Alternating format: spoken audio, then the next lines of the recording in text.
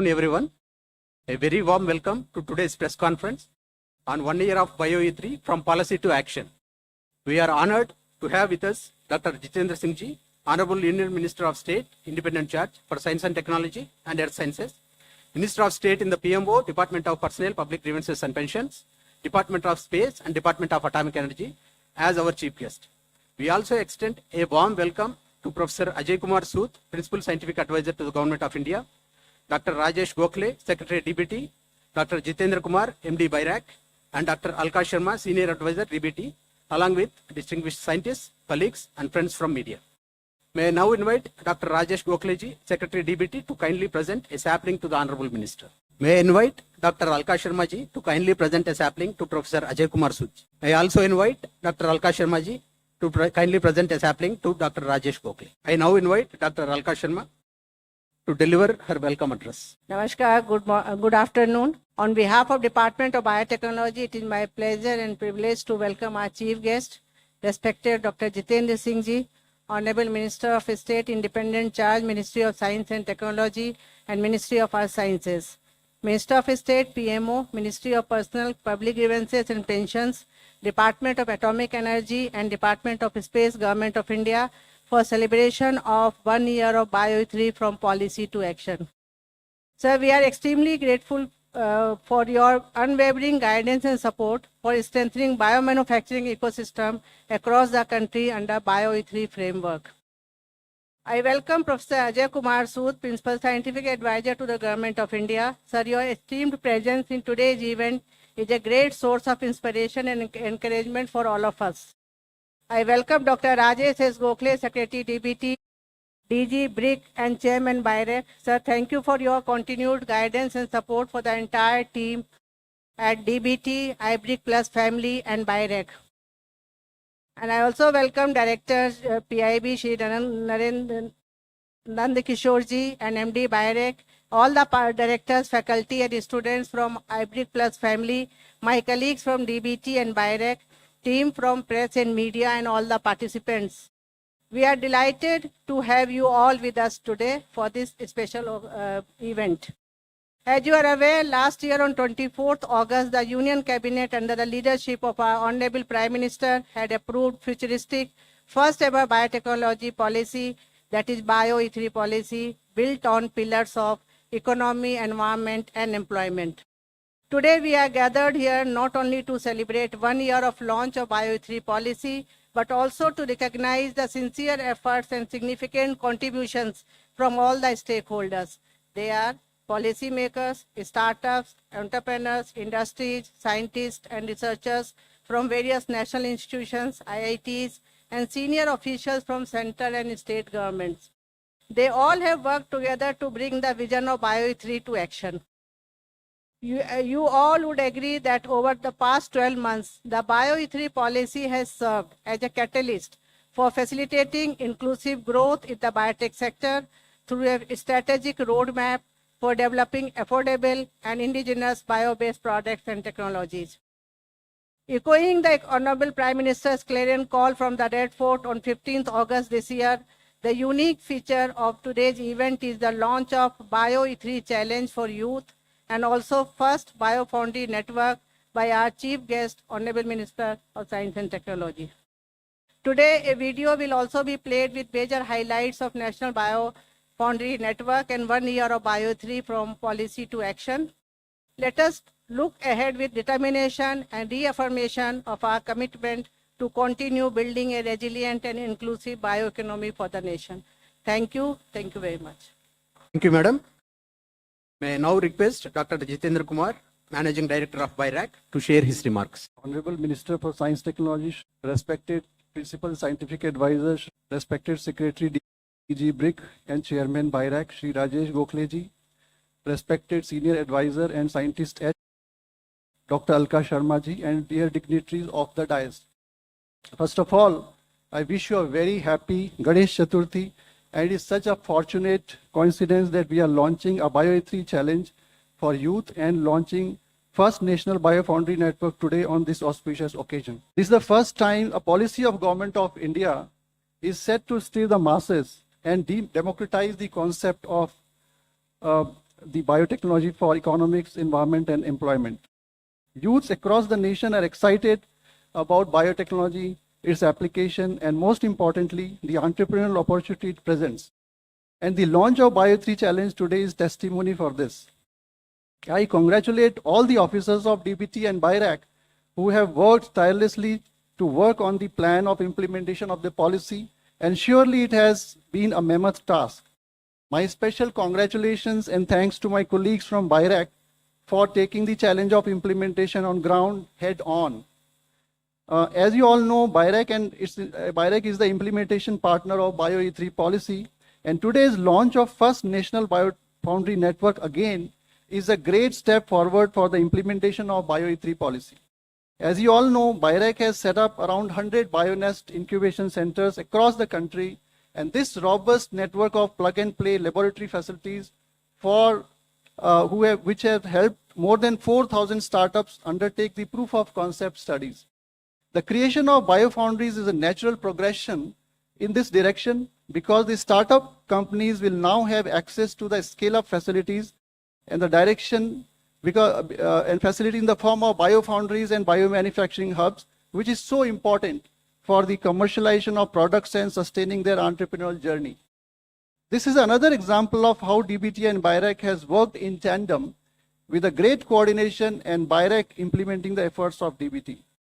Because of these efforts, the number of startups have increased from few hundreds in 2014 to more than 10,000 in year 2024. This is a decade-long journey of transformation. We will have to go a long way, especially in view of competition faced from US and China. But if we play our strengths, such as biodiversity, both in flora, fauna, and human population, young talented workforce, favorable government policies under the leadership of Honorable Prime Minister at the national level and Honorable Minister at the administrative ministerial level, Shri Jitendra Singh Ji, we should have no doubt that we should be able to create a very, very powerful economy. Thank you so much. Thank you. We will now watch a short video on the journey of 1 year of BioE3 policy. It all began with the Union Cabinet's approval of the BioE3 policy for high-performance biomanufacturing under the leadership of Honorable Prime Minister of India, Shri Narendra Modi. Soon after, Honorable Union Minister Dr. Jitendra Singh launched the policy, laying down the biovision for Viksit Bharat. And just as the industrial revolution of 1990s was IT-driven, the next revolution of the 21st century is going to be bio-driven. This vision was carried forward through Global Bio India 2024, which united global stakeholders to shape India's role in the bioeconomy. Building momentum, the BioRide scheme was approved by Union Cabinet with a biomanufacturing and biofoundry element, backed by over 9,000 crore rupees. Progress continued as DBT and ISRO signed an MOU to advance space biotechnology and biomanufacturing, opening up new frontiers. India's first biomanufacturing institute was inaugurated by Honorable Union Minister Dr. Jitendra Singh to boost R&D in agri-biotech and bioprocessing. A milestone followed with the launch of the One Day One Genome mission, showcasing India's vast microbial potential. For wider dissemination of the policy, 14 webinars were conducted on biofoundry and biomanufacturing, connecting scientists, startups, and industry leaders. Honorable Prime Minister Shri Narendra Modi hailed BioE3 as Bharat's pathway to global biomanufacturing leadership.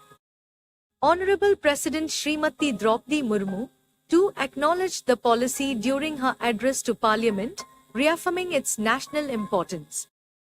A center-state partnership conclave then brought stakeholders together to align regional priorities with the national vision. DBT signed an MOU with the Assam government to advance biomanufacturing and drive innovation-led growth. The India Bioeconomy Report 2025, released by Honorable Union Minister Dr. Jitendra Singh, highlighted a 16-fold rise in the sector. Dr. Jitendra Singh engaged with Microsoft co-founder Bill Gates to boost private sector and startup participation.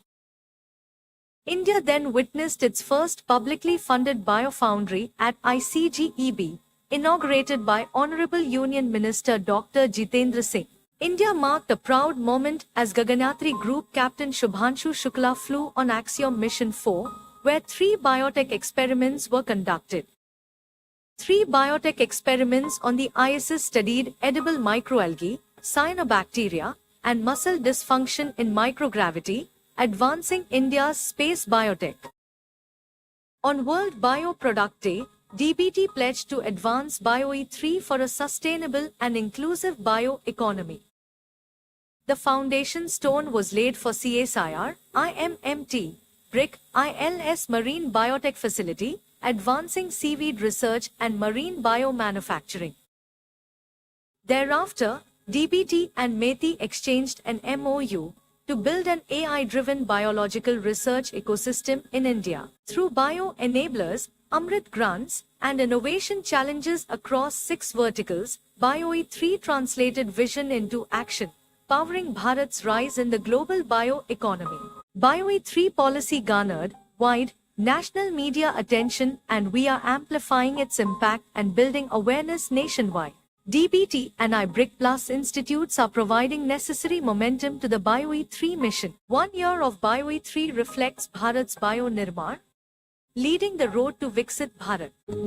It is my privilege to invite the Honorable Minister, Dr. Jitendra Singh Ji, to formally launch the BioE3 Challenge for Youth. I now request Dr. Rajesh Gokhale, Secretary DBT, to share details of the challenge, design microbes, molecules and more. सर्वप्रथम आप सबको गणेश चतुर्थी की हार्दिक शुभकामनाएं। Honourable minister for science and technology doctor Jitendra Singh ji, doctor Jitendra Kumar, also various colleagues from in the audience, all the directors of big institutions and other places. I think, can I have the slides, please? So basically, as you rightly heard from all of the previous speakers, actually, the whole purpose of BioE3 is to build a Viksit Bharat. Actually, the bioeconomy is going to drive how the futuristic role of India will look at. Next slide, please. Can you click? Bio 3 policy Bharat सरकार ने बनाई है। मैं देश के नौजवानों को कहता हूं, आइए बायो 3 पॉलिसी का अध्ययन करके कदम उठाइए, देश का भाग्य बदलना है। So this was the clarion call that Honorable Prime Minister gave on this 15th of August from 2025, obviously calling all the youth to participate in this BioE3 activity. And next slide. So we therefore have come up with I think we've come up with a design program where every citizen in the country can in fact participate and build this activity. And this is very important because DBT, as you would imagine, is charting a new path to transform biology into the industrial force such that new jobs are created, new industries are created, and we can find the global solutions for the entire world. And as you would see, this is a commitment to foster a future which is sustainable, innovative, and responsible to global challenges. Next slide.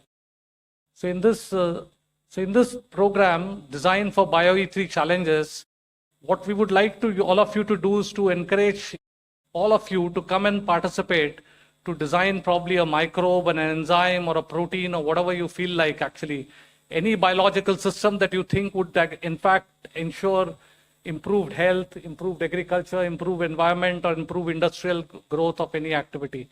You can use your logic, common man's logic as well, actually many times work. You can use your traditional knowledge, you can use creativity and sustainable participation, and that way you can influence the national priorities for it. In fact, there are two, next slide. In fact, there are two, as you can see, there are 6 sectors that have been identified in BioE3 policy, which anyway many of you have already come across over the years now. It can be to do with an enzyme systems or proteins or chemicals or agriculture or precision therapeutics and various activities in space and ocean research. So all of these activities you can come and participate as an open system. Any students, anybody who will wish to, starting from school or college students as well actually. Next slide. So I think the key is to understand there are 2 categories for participation. One is for school students, where you can then submit your 2-minute videos and all the participants will get a certificate, and all the top 10 students will get every year a kind of a merit kind of performance to be able to look at it. And this call will continue for the entire year. And every month there'll be an announcement of a winners so that, you can continue to accumulate and come up with ideas constantly. The second one is an open to Indian nationals and maybe all the undergraduate, postgraduate students, PhD students, faculty, startups, all the nationals of the country can participate in this activity. And next slide, please. I think all the top 10 hackathons winning solutions will receive 1 lakh rupees each month. So this is a kind of incentive for you to actually, try and come up with plans and ideas. And I think so that there'll be close to about full 1 year of program. Every month we will announce a call. And every month there'll be an announcement of the Hackathon Challenge Awards, actually. And this will allow you to also take it to the next generation of activities. So, you can see what you can really contribute. If you really want to shape the future of the country, this is a chance to come up with ideas and give the ideas. This is a youth-driven challenge. The various recognitions you will get, because we are also giving you an opportunity to take this to a prototype or to the next generation activities. There are a variety of networking opportunities you can get. You can work in the labs, you can work with students, you can interact with various industry partners.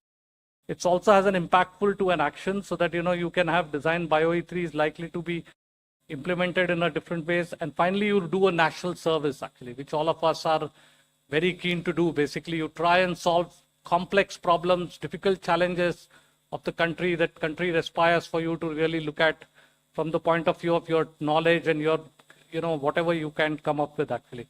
Next slide, please. So you can see what we are going to allow you to do is that once you come up with an idea and submit this whole idea to a purpose after the announcement, we will provide you the facilities and infrastructure of all the BRIC institutions that are all across the country, actually. And you can go and work there. They will provide you facilities. They will provide you infrastructure and for next 2 years. And therefore, you have a chance to interact with science, work in the labs, create networks for yourself. And at the same time, BIRAC, next slide, please. The BIRAC will provide you access to bioincubators. Next slide. To the bioincubators, which are about close to 96 of them all across the country. And BIRAC will also provide you a seed grant on the submission of proposal, about 10 lakhs of seed grant, followed up with the 15 lakh grant, which will be a milestone-based activities. So you can see the hackathon solutions. We will try to take it to the prototype, at least to the next level of activities where the biofoundries that we are announcing today can do the scale-up activities across the country. So this is a kind of end-to-end solution what we are trying to talk about.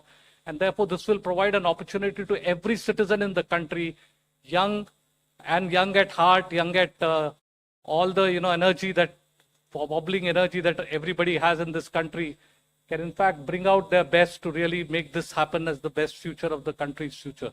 Next slide, please. Finally, I think the world design is really define real needs, evidence first, sustainability to design, integration, whereas digital and various other platforms you can integrate in your own smart ways. Go to the market policy and net positive impact, actually. That's the whole purpose of this, the design for BioE3 there.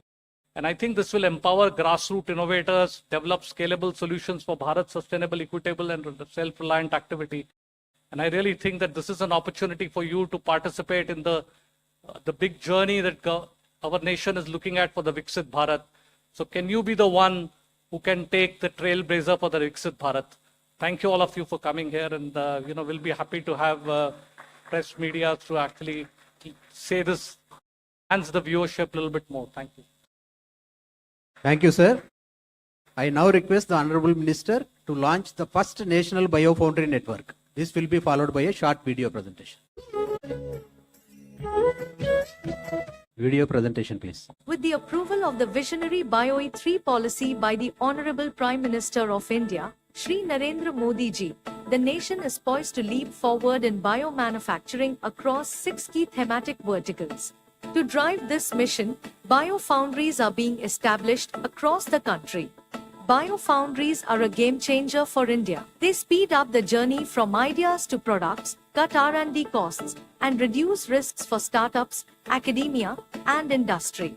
Most importantly, they build India's strength in genome editing, enzyme engineering, and a sustainable bioeconomy, paving the way for our $300 billion bioeconomy vision by 2030.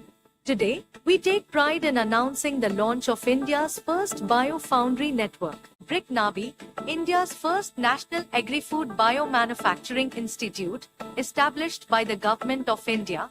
We stand at the forefront of the country's biotechnology revolution. With the support of DBT's visionary BioE3 initiative, our new biofoundry will accelerate bio-based innovations, enabling rapid design, build, and scale up of next-generation solutions for food, nutrition, and sustainability. This state-of-the-art facility will empower researchers, startups, and industry alike, positioning India as a global leader in biomanufacturing and bioeconomy. ICGB New Delhi, in collaboration with the Department of Biotechnology, Government of India, has established the country's first state-of-the-art biofoundry at its campus. This pioneering initiative marks a significant milestone in advancing synthetic biology and biotechnology research in India. At ICGB, our scientists will be leveraging this cutting-edge technology to design microbial cells to make novel products, develop breakthrough enzymes, test next-gen biofuels, enhance carbon capture efficiencies and sustainability. With biofoundries, the scientists will not just explore the frontiers of science and innovation, they will redefine them. As an institute of the BRIC DBT, Translational Health Science and Technology Institute focuses on making biomedical innovations accessible to public health. THSTI has recently been awarded with a grant from DBT to create BioFoundry towards development of novel monoclonal antibodies and live biotherapeutics, which will complement the BioE3 policy of the Government of India. While the monoclonal antibody BioFoundry will help develop novel monoclonal antibodies from proof of concept to the pre-product development stage, the live biotherapeutics, on the other hand, will utilize genetically defined indigenous microbial consortia that will offer targeted health benefits against several metabolic disorders such as obesity and fatty liver diseases, as well as other infectious disease indications. This biofoundry, along with the centers and facilities of BRIC THSTI, will advance biotherapeutics and translational research. Tata Memorial Centre, Mumbai, premier hub for cancer care, research and education, among the largest tertiary care centers in the country, with over 60+ years of expertise in oncology and conducted over 300 clinical trials. In the past 6 years, having established leadership in cell therapy with impactful first CD19 CAR path-making journey, now multiple IND-based projects are in clinical development. With this BioE3 initiative, the aim will be to establish a world-class biomanufacturing hub at TMC. With transformative vision of scaling up clinical trials to large-scale GMP production. Developing holistic model of end-to-end R&D cell therapies. With in-house novel INDs. And national and international academia and industry collaborations. The goal of the project is to accelerate the time to global market, cost-effective innovation and global collaboration for local benefit. The Institute of Pesticide Formulation Technology, IPFT, established in 1991 under the Ministry of Chemicals and Fertilizers, is dedicated to developing user and environment-friendly pesticide formulations with strong expertise in analytical characterization and bioevaluation. Equipped with advanced labs, pilot-scale facilities, and a research farm at Gurugram, IPFT is NABL accredited and GLP certified and has developed over 90 formulations for industry.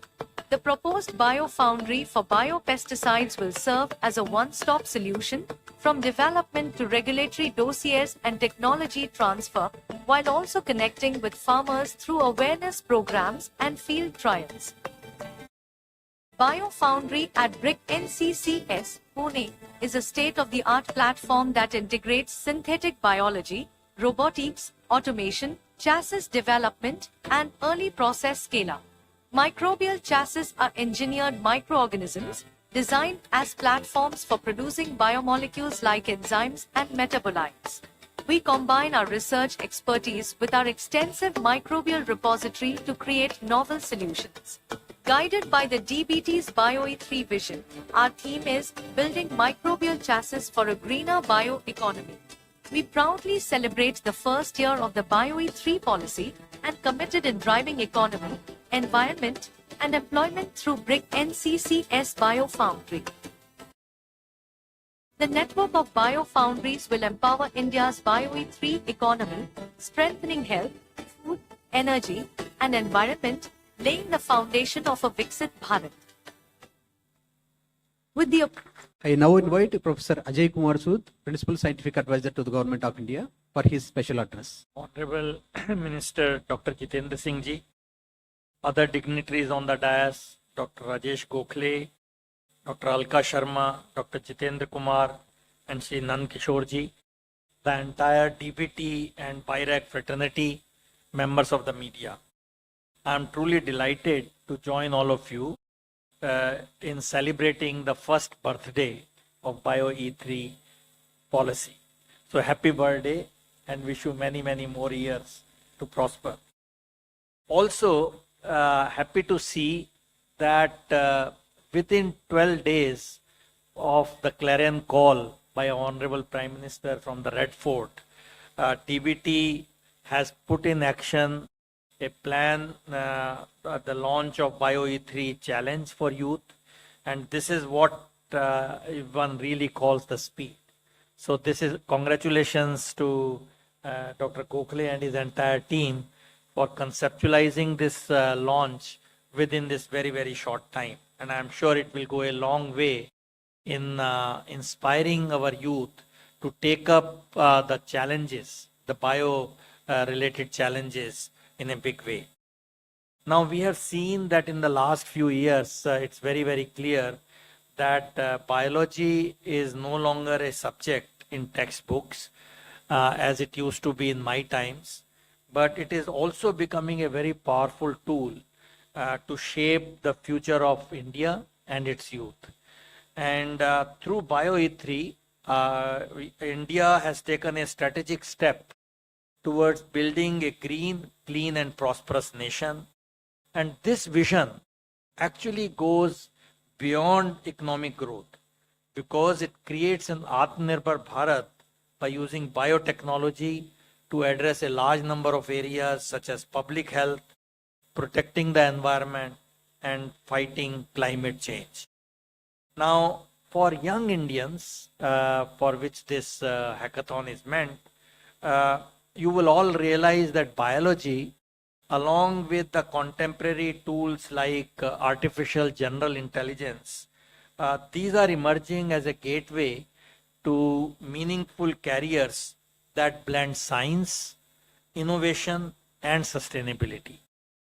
Now, in today's world, we all realize that the boundaries between disciplines are fading.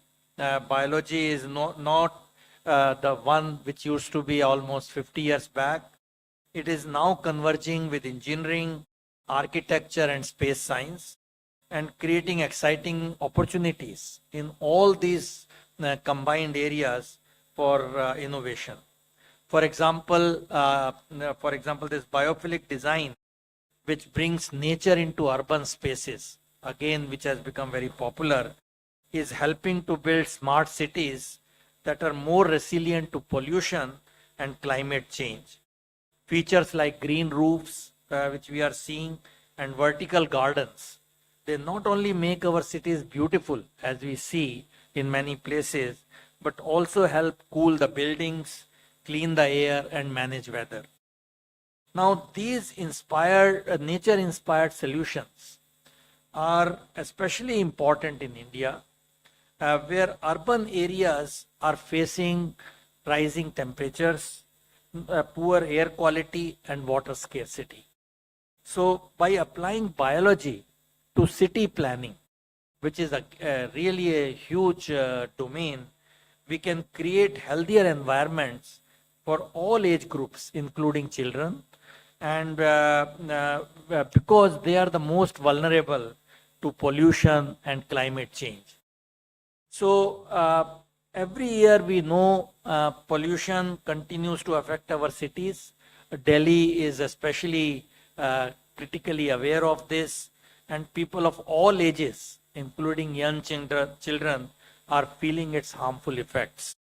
Now, to tackle this, we know that scientists are turning to nature-based solutions. As I was reading, special biological systems like algae, helpful microbes, and genetically engineering plants, they can absorb carbon dioxide from the air, and through a process of CCUS, they can turn them into useful products like biofuels and so on. Now, this approach not only helps clean the air, but also create valuable resources, supporting a circular economy where materials are reused instead of thrown away. And it is a smart and sustainable way, as we all know, to fight pollution while building a greener future. Now, the genetically modified algae, as I mentioned, in my view, from the point of view of a non-expert, are emerging as a powerful biological tool for carbon sequestration. And glad to see the research from ICGEB in Delhi, which has shown that by introducing carbon capture genes from the green microalga into marine algae, they can significantly boost their ability to absorb CO2. So I was very happy to this report that these improved algae not only grow faster, but can also produce 2.5 times more natural oils. I think it's a wonderful discovery. This can really go a long way in biofuels and so on. So I came across another very beautiful concept, which I'm sure, I don't know whether it's happening in India, called liquid windows, where they put these windows have this microalgae in between that, and that in the room also helps to clean the air. So I was trying to find out if there is a startup in India, but I realized that this is in other countries, these are being marketed. So I was very happy to see that these simple ideas are really translating into very, very useful startups. And I'm sure in Bio-E3 economy, you will have many more of this. Now, again, in manufacturing, we are seeing a transformative shift that uses living systems to produce eco-friendly materials, as we saw in the video, like biodegradable plastics and biofuels. And this, again, helps in reducing pollution and so on. Now, a major breakthrough in healthcare that is just around the corner, and it's happening, as you saw in the Bio-E3, one of the vertical, is the personalized medicine and disease modeling. And these approaches are again changing. We have new technologies like prosthetic organs and organ on a chip system. These innovations are again making medicine more precise, safer, and tailored to individual needs. And it was interesting for me, again a non-expert, to see that prosthetic organs are created using lab-grown tissues and special materials that can take over the job of damaged or failed organs. Now, again, organ on a chip, which is again becoming very popular, are tiny tools lined with human cells that act like real organs. And they can really mimic how blood flows, how cells react to stress, how diseases develop. Again, a wonderful progress in the last few years in these new areas. And I'm sure with Bio-E3, many more efforts will get into this domain. Now, we heard even in space, biology is opening new frontiers. We all heard the 7 experiments which were done by Group Captain Shukla on Axiom 4 mission. And this is, my view, is a beginning. As I said on the day of Space Day, microgravity experiments are really the new frontier in science. And this is where I think many, many more things will happen, where India has been rather a minor player so far, but I hope with Axiom 4 mission, it will get accelerated. So I think I will just say that this Bio-E3 policy is really very holistic, right from generating employment to many other things in R&D and so on. And India produces, as you know, the highest number of STEM graduates, and this is a field in biotechnology which can really make a big impact. So with all this, I see a great future on this first birthday of Bio-E3. Many more happy birthdays will come.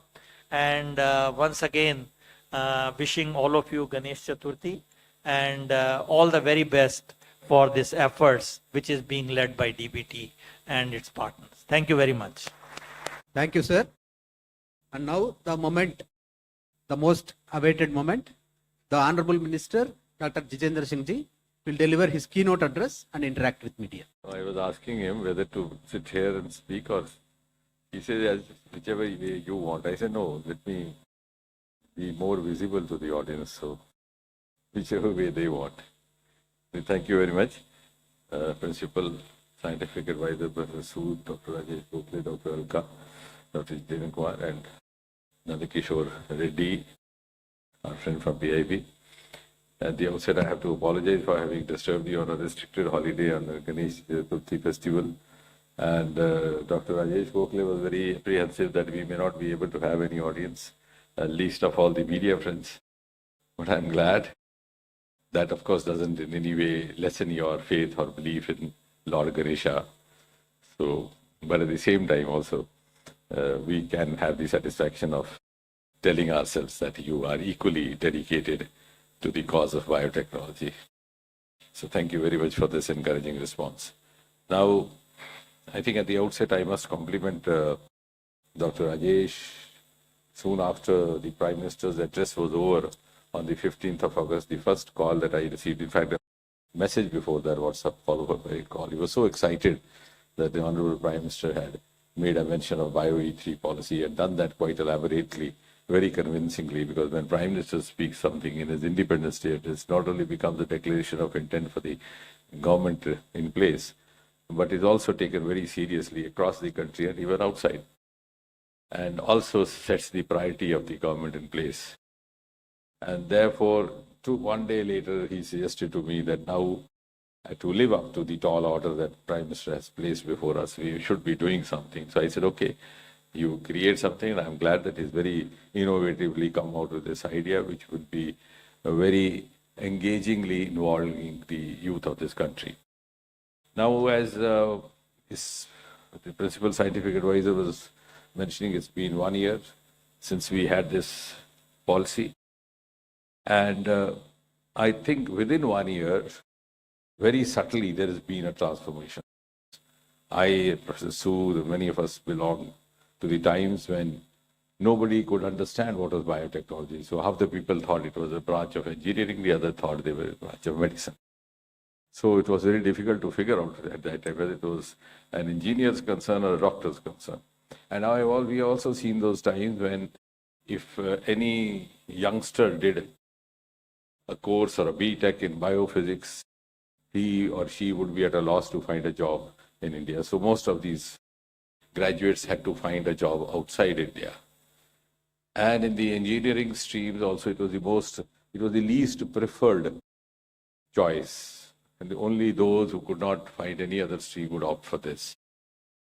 But there's been such a tremendous change. Only 3 years back, we had a small survey conducted among class 12 children, class 12 pass outs, and it was discovered that biotechnology has suddenly emerged as third or fourth choice amongst them.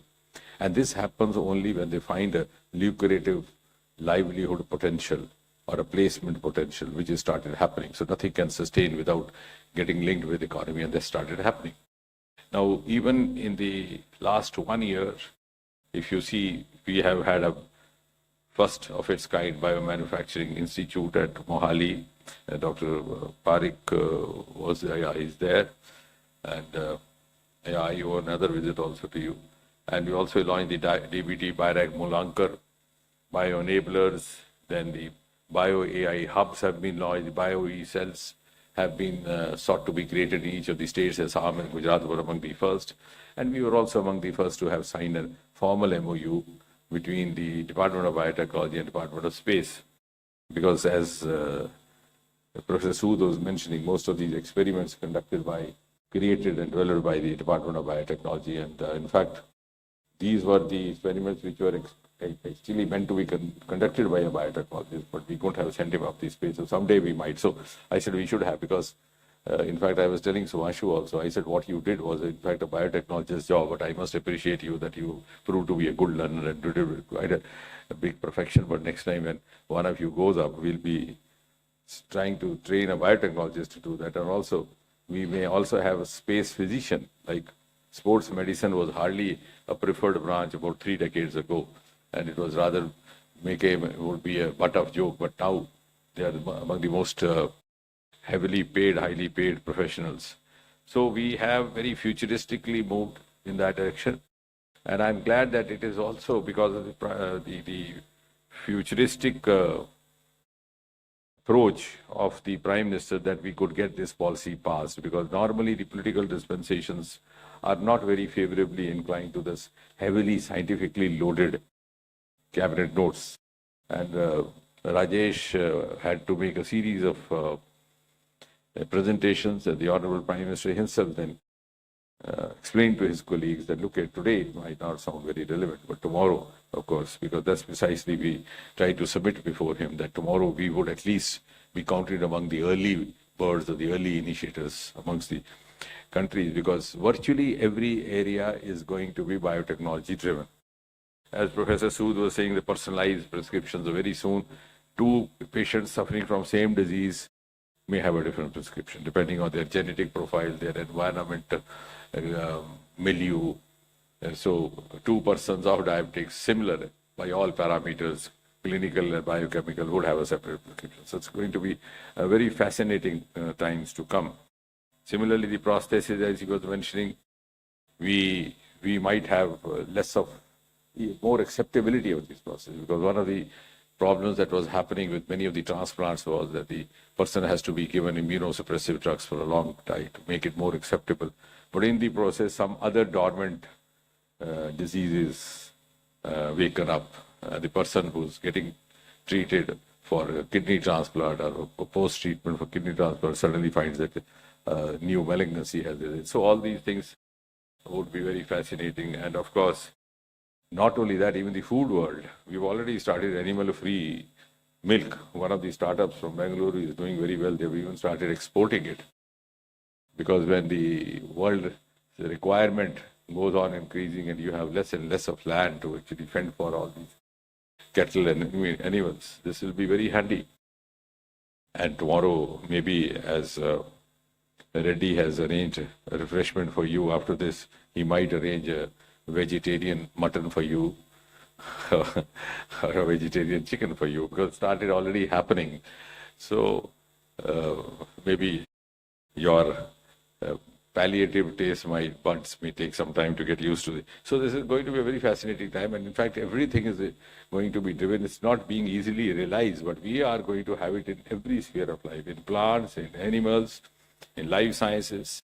What Shubhanshu experimented over there about biogenesis is not something which is relevant only to this space. Of course, there they sit for 2-3 weeks, the muscles get wasted, but it happens even amongst us. Of course, in diseases like type 2 diabetes mellitus or cancer, etc., it's already known, but even in common fractures, if you have a fracture of the lower limb and you're asked to confine to bed for 4 weeks, your muscles suffer from disuse atrophy, and then you are asked to go in for physiotherapy. So the strategies which are being experimented over there are also relevant to us on the earth. And as I said, on the day when he came, what was tested would not be relevant or useful only for the 140 crore Indians, but for the rest of the world as well. And therefore, I think those experiments which were facilitated by the Department of Biotechnology at the International Space Station, I think are one of the earliest indicators of Vishwa Bandhu Bharat. So you can understand how wide this is going to be. And of course, as was being mentioned, also going to be the industrial revolution, because even in economics, the considered view across the world is that there's going to be a paradigm shift from manufacturing to the regenerative processes to the genetic processes. Like in 90s, it was all different kinds of vehicles appearing, beginning from Suzuki and so on and so forth. So you'll have everything lab driven, or maybe, and also waste to wealth. So everywhere this will come in. And therefore then, and of course, in the last 3-4 years, the awakening has been so much that suddenly there has been a spike in bio startups as well as biotech economy. It's rather embarrassing saying that before 2014 we had just 50 biotech startups across the country, 50, hardly a number to be. Now we have more than 11,000, 12,000 almost. Yeah. So, and they are doing wonderful job and also making a good fortune out of this. Our bioeconomy was just about 10 billion.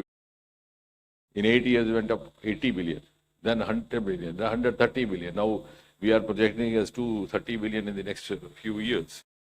So I think now the stakeholders have started realizing, and therefore, who are the stakeholders? The stakeholders are the one for which this program has been launched.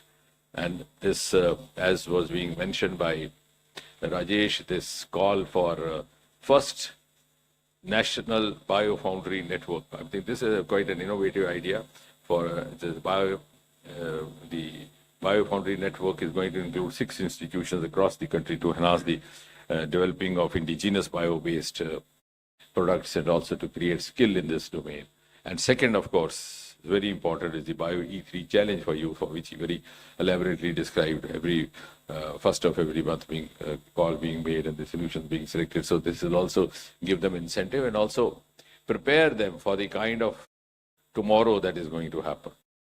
So this is kind of engagement to ensure capacity building in them and simultaneously also give them an idea of how they can make a livelihood out of this.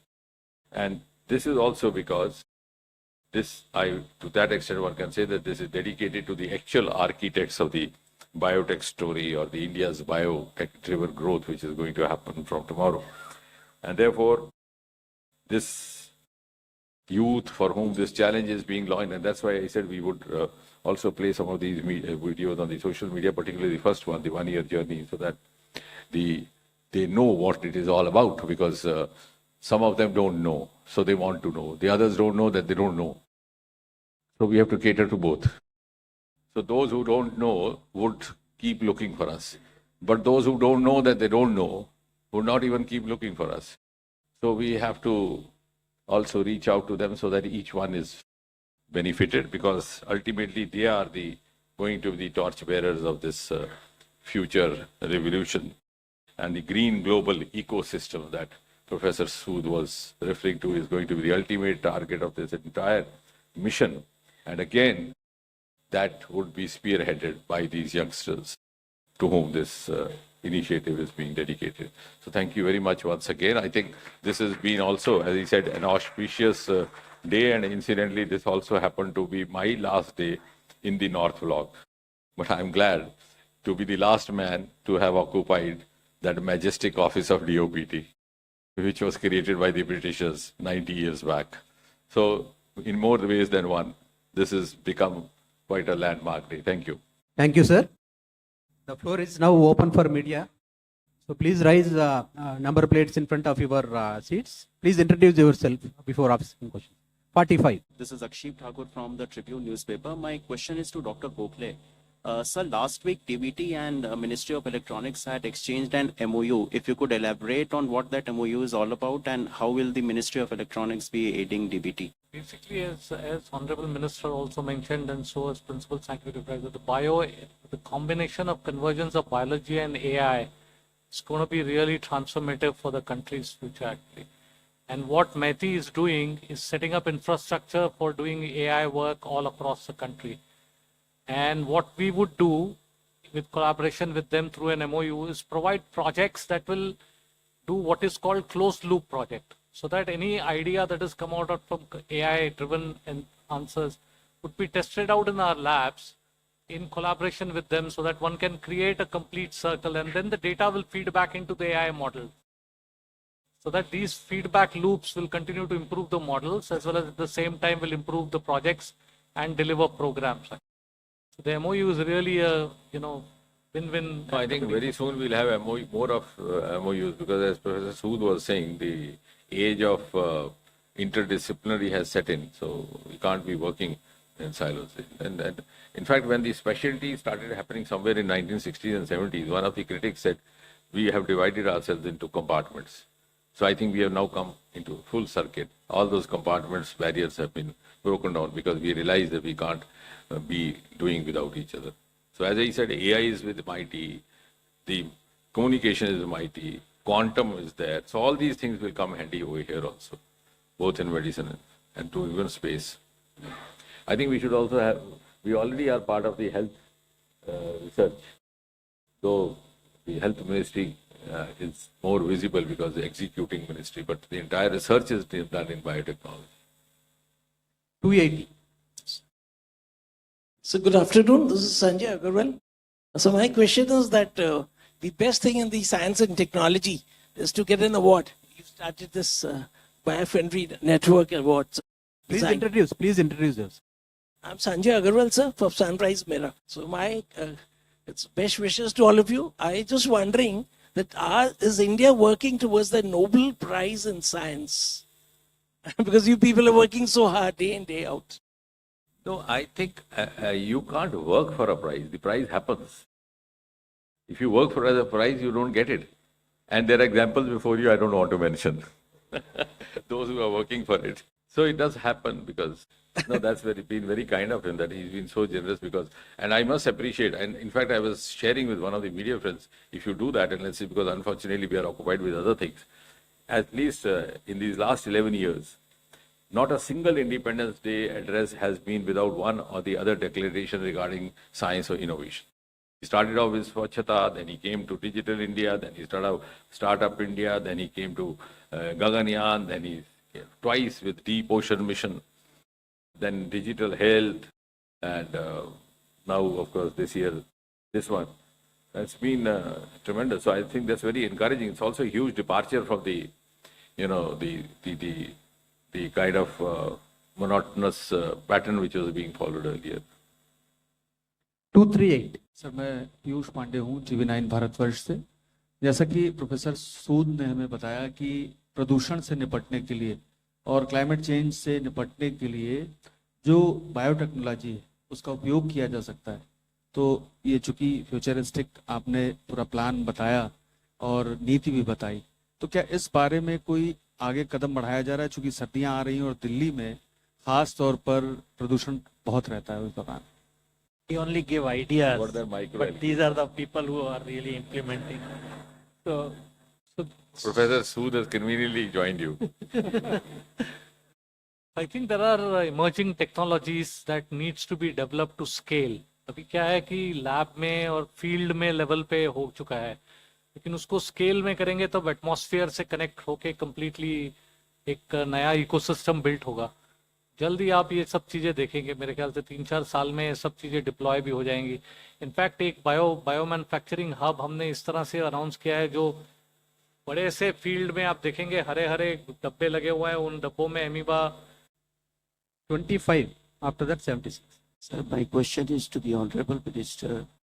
Please introduce yourself. Yeah, I am Naresh. I represent Sagar Media. So my question here. So my question is that, the biotechnology is more or less molecular and cell technology. So in the world we are finding stem cells have become a very important for the cure of various, diseases. And we all read in the newspaper. And because when the human being is formed, these stem cells play important role. So how far we are into this technology and how we can achieve the progress in. No, I think we are already into stem cells. In fact, stem cell in life sciences started way back about 2.5 decades in India. One of the earliest projects was in PGI Chandigarh that was related to diabetes when Anil Bansali was there. And now, of course, as you rightly said, stem cell in human beings, stem cell in plants, not only for therapeutic but also for preventive. Those plants which are disease prone, human beings who are disease prone could be actually engineered to prevent that. But at the same time, we should not forget our traditional knowledge asset. So by combining the two, we get more valuable outcomes. Like, for example, very recently a study has come with just 1 month back. I've given it to the Health Ministry for their appraisal. Earlier, we combined yoga, for example, in diabetes. So in late 90s, the first study which came from Osmania Medical College, Hyderabad, where we postulated that you could reduce the dosage of anti-diabetes. I'm just giving you an example, insulin, etc., by practicing certain yoga asanas like Mayurasana, Bhujangasana, Paschimottanasana, etc., etc. Now, a new study come out that you could actually reduce the occurrence by 40% in those prone individuals, vulnerable, if you practice certain yoga asanas. And then if you create a holistic prescription, combining, as you said, wherever required stem cells with this, so that will be, and that will be an exclusive India, model. But we are already into stem cells even in plants. Even this institute over here is working on it. Yeah, in STEM Institute is dedicated one in Bangalore. This is rather world class, and sometimes we might have an opportunity. So all of you should also be visiting that. 76, then 207. 76. And also genes. I think this department is among the first to have come out with a gene therapy for successfully for treatment of hemophilia, blood disorder, bleeding disorder caused by deficiency of clotting factor 8. So we were just now discussing, he and me, while this was going on, and the first trial is done in Christian Medical College, Vellore. Shine Mohan from Madhrubhumi. Sir, on the Axiom mission, Shubhamshi Shukla conducted some experiments in biotechnology. So what was the outcome or result of that experiments? I don't know whether it is too early or immature to ask now. No, actually it is too early. The results have been they are now being worked out. And then they have to be validated, also verified through multiple parameters, finally to be shared, because otherwise sometimes they may be misleading. But they are just working on it. They just arrived. 207. So this is Anona from the Indian Express. There were certain areas that were identified under the BioE3 policy where the focus of the work would be, and the scope of the work has also been released. But are there any specific projects that have been identified? Could you tell us about a few under different categories that have already started working or will commence work soon? No, I think even Rajesh would like to add. As far as the life sciences are concerned, the human beings are concerned, among the ambitious projects that we have is the gene sequencing of the patients. So which is very closely aligned to the Prime Minister's call for TB Mukt Bharat. So we already sequenced how many in tuberculosis? 15,000. And we plan to have 1 million, very soon. So then that would then get connected with what Professor Sood was saying, personalized prescriptions. And that is also applicable to other diseases, not only to tuberculosis, but even other diseases.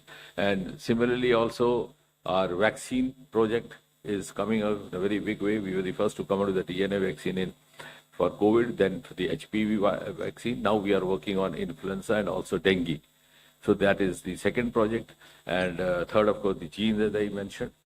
And similarly, simultaneously in the plants also, to keep away from the, plant potential damages to the plant by other microorganisms and other factors there also. And InSTEM is one institute which is working also very actively on that. You would like to add to that? I think as Honorable Minister has said, we are also setting up biomanufacturing hubs. So these are pre-commercial entities which you will soon hear about it on first Honorable Minister is going to launch a biomanufacturing hubs which will produce primarily the import substitutes. Actually, there are a large number of products that gets imported in the country Therefore, the biotech ecosystem is creating these import substitutes first. While 11 hospitals have now been set up full-fledged, out of which 9 have become functional, the other smaller hospitals can avail of our services. So somewhere we have put daycare clinics, somewhere we put up radiation, even in small B towns. So that we have created a grid. So similarly, this grid of that pattern, so that we involve all the towns, both in terms of awareness, capacity building, and also providing them the facility to work in this. 26. Thank you. I'm Anil Handa, Atuli Bharat News, Loktantra Ki Shan. Technology disruptions are almost there in every field, and every day we find that the technology has been upgraded. So our country is working on verticals on different areas. So my question is, like, green is not necessarily progressive. So are we playing to the tune of COP21, or are the verticals being controlled, like you said? Verticals are actually very much aligned. They may stand apart like a human chain, but they hold hands, again like a human chain. So you cannot actually literally define them as verticals standing isolated from each other. So very much aligned to each other. So benefits occurring out of all the different verticals, are they being measured? Like if you are moving around in the latest technology hubs and whatever results are like gene technology you just mentioned. So gene technology is practically has not taken shape in the real form. It is just, I suppose, my submission would be, it is up to the lab and the 50. No, it's not that. That's not true. In fact, we are now only testing ourselves on global parameters, at least for the last as long as we are there. So, and this gene therapy, which I mentioned, the successful gene therapy in hemophilia, has been acclaimed globally. It found its publication in the New England Journal of Medicine. And the New England Journal of Medicine, one of the oldest journals in life sciences, because there were the times when the entire science, including the medical science, was controlled by the Commonwealth countries in Great Britain. Americans came in somewhere in 1960s. And that time, the earliest journals in science were, one was Lancet, the other was New England Journal of Medicine, the third was the British Medical Journal. So they have their own parameters of validation. So if they could publish our work, that means that we have actually lived up to those. Is that right? Yes, Karti, please. So, as you know, CAR T cell therapy for the cancer, it is extremely expensive. What is there in West, it costs few crore rupees. And now we already have 2 startups in India. One based on the work which has been done in India in IIT Bombay, supported by DBT, ICMR, and other funding. And already that is now being seen. How do you reduce the cost, which is about 3 crores earlier, and now they want to reduce to, I think now it's 50 lakhs, and they want to even reduce it down. That is a huge change if you see, because if a therapy costs 4 crores, very few people can afford, even in West. So this is one example what we are saying, that this personalized medicine is there, not for, we call rare disease, but these diseases are not so rare. Actually, that's the name given. But many people are affected by it. So this will go along. Earlier the tendency was to mostly work on the diseases which were directly related to the genes. Now we are also trying to engage ourselves in diseases to find out solutions through genes, hold it against anybody, because the awareness has happened a little later over here. So they were already engaged in biotechnology, some of the Western countries. So there maybe that is also the reason the vaccine found immediate instant acceptability. This hemophilia therapy found immediate acceptance. And gradually now this is happening over here also. If you allow me, and just make a parallel point, the recurring effects like the biofuel and the latest controversy. So are we looking at other things in other fields as well? Absolutely. That is another area, because as I said, biotechnology will be now everywhere. Because the paucity of time, we could not dwell on that. You are finding fuels.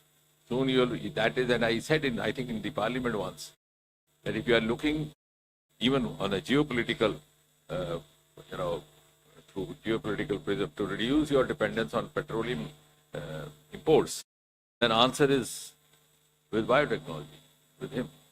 Because you will be you'll have to increase your capacity of replacing the petroleum product. Is that right? You want to add what is happening to biofuels? No, I think as you see the ethanol, 2G ethanol actually production now, there are several facilities have been set up all across the country. And, it's likely to now become commercially really sustainable as well, actually. And I think that's the transition that we are looking at right now, because, one can keep arguing that this is the way to go ahead, but that's the only way to go ahead. It is, and in fact, as the institutions are also interlinked, some of the work related to this is also being done through CSIR. That's why now last year we had 1 week, 1 lab. I thought we should showcase. This year I said we should have 1 theme, 1 week, because all the institutions engaged in a similar domain should get linked. So, like for example, CSIR Institute in Dehradun is working on converting the cooking oil, the used cooking oil, into fuel. So since I was personally, curious about this, when they started off, they started procuring cooking oil from the municipal corporation kitchen. Then I went there, I said, no, we'll stop this, we'll procure it from the housewives. And we engaged an NGO. I was asked, why do you want to go in for that, which is not that easy a course? I said that because when I go and tell a housewife, कि बहन जी ये जो तेल है इसको नाली में मत फेंकना, सुबह हम आएंगे 20 रुपया किलो के हिसाब से ले जाएंगे. Actually, we fixed that rate, 20 rupees kg for that wasted cook. So I said one day she'll realize ये कौन मूर्ख है जो मैंने नाली में तेल फेंकना था उसके लिए 20 रुपए दे रही है, तो she might be then able to share with others. So that will also create awareness that waste have that is also through CSIR. Yeah, same. Yes, your aircrafts will be using clean fluid, sustainable fluid. मंत्री जी, here Pradeep Kumar, हंस Indian newspaper. ये पूरा देश में आपने जो कुछ भी चेंज करना चाहते हैं, बायो E3 पॉलिसी एक्शन, कितना इम्पैक्ट हुए हैं? Could I get A idea? Rekha Dikshit from IIT Madras Shastra magazine.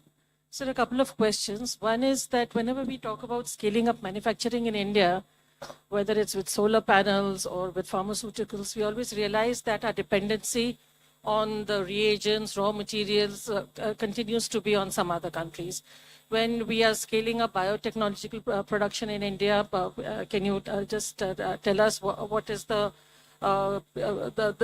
landscape for that here, when it comes to having reagents? Like I remember even in CAR-T, the IIT was able to make its own the vector, which is a very expensive thing when you take from elsewhere. And my other question is, if we have to give a 5-year roadmap of all these varied topics we are talking about, from fuel to medicine, which 3 or 4 kind of, what should I say, manufactured products do you envision would have taken like a scaled up level of manufacturing? I think Rajesh would add to that. As far as the first part of the question is concerned, our dependence is increasingly reducing. So most of our now products, the material use is indigenous. Like even for Subhashu, it was more of all the kits largely indigenous. And also the technologies which are being developed, which you saw even in Operation Sindoor, etc. Earlier on, the technology was also not developed over here. So now, I mean, the manufacturing didn't happen over here. Now we are also manufacturing some of those technologies which are transferred, which is called TOTs. Transfer of technology is also happening. Now, even in case of gene therapy, also it was totally indigenous. So, some of those products or equipments or what were being imported from outside are now being developed here. Some which were not being neither manufactured nor technologically, processed, and we were entirely dependent outside, also now here. Like for example, antibiotic. That's one more success story that this department registered. We have had all the antibiotics manufactured in India. You have, chain of pharma factories in Gujarat, Maharashtra, etc. But the technologies were from there. Only the manufacturing was done. Capsules were created here. right from beginning from the penicillin, which was the first drug, which was introduced in 1947-48 and hailed as the queen of drugs at that time, up to the latest one, the series, successive generations, there was tetracycline, chlorophenicol, antitubercular, everything was manufactured here, but not tried here, not. For the first time, this antibiotic, nephithromycin, tried here, developed here, the salt here, and also manufacturing by a Bombay-based firm. So we are now gradually becoming more and more into ourselves. Similarly, insulins. The first insulin was introduced in the world in 1921. That was again an incidental. There was a physiology club, as we have in science department weekly club meeting. So the Best and Banting, they said we have successfully come out with an injection which can cure insulin. We have given it to a dog, and and now we observe that World Diabetes Day. Some say this was the birthday of the Best and Banting, and some in lighter vein say it was the birthday of the dog who was injected. At about, but till almost 1990, you can say almost 80 years, we were depending on outside companies, Eli Lilly, Novo Nordisk. The entire insulin packets came here, not even manufacturing over here. Then later on, some Ranbaxy took up the topic. Now it's being developed here. So we are very fast moving into indigenization, both of manufacturing these products and also of adopting the technology which is not as of available today, may be available tomorrow, but then processing it away. And second, she said a 5-year. I think 5-year plan, it would be a little boisterous to say what is our 5-year plan. The world has laid down our 5-year plan. The entire landscape is changing. If we don't change, we'll be left behind. Like in 1990s when the Industrial Revolution happened, you had no option but to go in for that. So we have no option. The entire world is there. That's why when the presentation was made by Rajesh before the Honorable Prime Minister, the point that we try to put across is that we at least would have already initiated ourselves, not that we launched it. Like, for example, we started thinking of television when America had gone to color television. They had a television in 1950s. And by the time in late 60s, they were having color. And in 1970s, we saw first Chitrahar, that too black and white. So it's no longer that way. So I think the landscape will change worldwide, as Professor Sood rightly mentioned. But we would already be a participant in this. Anyone else? Design for Bio-E3 is really for that purpose only, actually. Design solutions that are really required for a country which will be solving problems of the world. And I think that's where we are throwing out challenges to people, and we will, as you rightly said, there are obviously, gaps. These gaps needs to be filled in through innovative solutions. I think what is the advantage with us is that we have a huge pool for research and experimentation, whether it's plants, whether it's human beings. The other day I had a group of boys, somebody referred to me as a medical professor, they wanted to do a health project here. So I asked me, sir, what disease do you suggest? I said, you name a disease, I'll offer you one. So India at one time had only communicable diseases, leprosy, tuberculosis, typhoid. And then from 1980 onwards, we started having non-communicable diseases, coronary heart, diabetes. Somebody wrote a lighter vein piece. They said now India has graduated into an age of civilized diseases. We don't die of tuberculosis, we die of heart attack. And now today, as of today, we have all, which no other country has. They are so homogeneously placed. So that gives us an advantage over others also.